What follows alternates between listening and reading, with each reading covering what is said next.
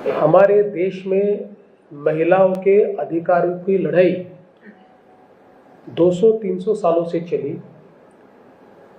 बहुत बड़े पैमाने पर हमारे यहाँ पर जो समाज सुधारक थे उन्होंने सुधार लाए और सबसे आवश्यक ये था कि देश की लोकसभा में और विधानसभा में महिलाओं की सहभागिता को बढ़ाना, उसके लिए बिल लाया गया था। 2023 में सबने इसको समर्थन दिया और 2023 में इसको मान्यता मिली। उस समय यह तय हुआ था कि इस बिल को लागू करने के लिए सेंसस और डिलिमिटेशन किया जाएगा। उस हिसाब से चूंकि सेंसस ये कोविड के कारण 2026 में शुरू हुआ, तो सरकार ने अभी बिल लाया महिला आरक्षण लागू करना, उसके लिए डिलिमिटेशन करना, और चूंकि ये सेंसस 29 तक इस सेंसस के आधार पर नहीं कर पाएंगे तो 2011 के सेंसस के हिसाब से इसको पूरा करना। मुझे ऐसा लगता है कि जिस प्रकार से 2023 का संविधान संशोधन था उसी के अनुरूप ये कार्रवाई की गई थी, लेकिन जानबूझकर कांग्रेस हो, तृणमूल हो, डीएमके हो, सपा हो, एसपी राष्ट्रवादी हो या उबाठा हो, इन्होंने उसको विरोध किया। जहां तक डिलिमिटेशन का सवाल है, उसमें भी सारे राज्यों को 50% सीटें ज्यादा मिली, तो देश भर का परसेंटेज तो सबका रिप्रेजेंटेशन का वही रहा।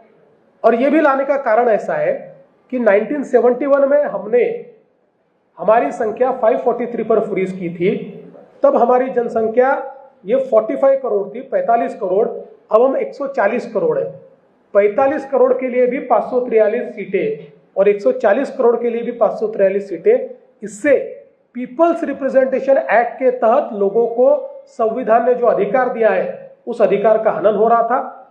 लेकिन नॉर्मल अगर पद्धति से डिलिमिटेशन होता तो साउथ के ऊपर जिन्होंने पॉपुलेशन कंट्रोल रखा उनके ऊपर अन्याय होता। अब आप देखिए, साउथ को भी इसमें फायदा था।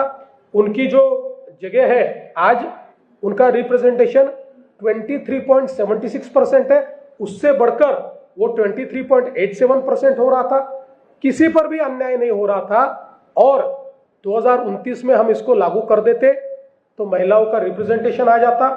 साथ में एससी एसटी को भी इसके कारण ज्यादा सीटें मिलती, एससी एसटी महिलाओं को भी बड़े पैमाने पर रिप्रेजेंटेशन मिलता।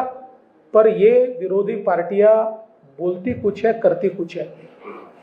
एक चेहरे पे कई चेहरे लगा लेते हैं लोग। इस प्रकार से राहुल गांधी है, इस प्रकार से ये सारे नेता है, अपने चेहरे पर कई चेहरे इन्होंने लगाए हुए।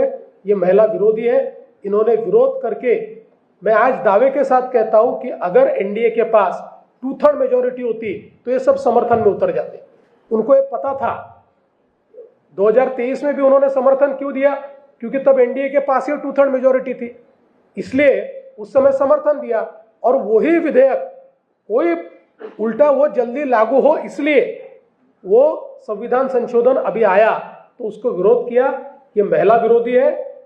हम लोग पूरे देश में और महाराष्ट्र में इसके खिलाफ अलग जगाएंगे, महिलाओं तक जाएंगे, महिलाओं का इतना बड़ा ज्वार खड़ा करेंगे, इतनी बड़ी लहर खड़ी करेंगे कि इनको आने वाले दिनों में अपनी भूमिका बदलनी पड़ेगी और इस बिल को समर्थन देना पड़ेगा।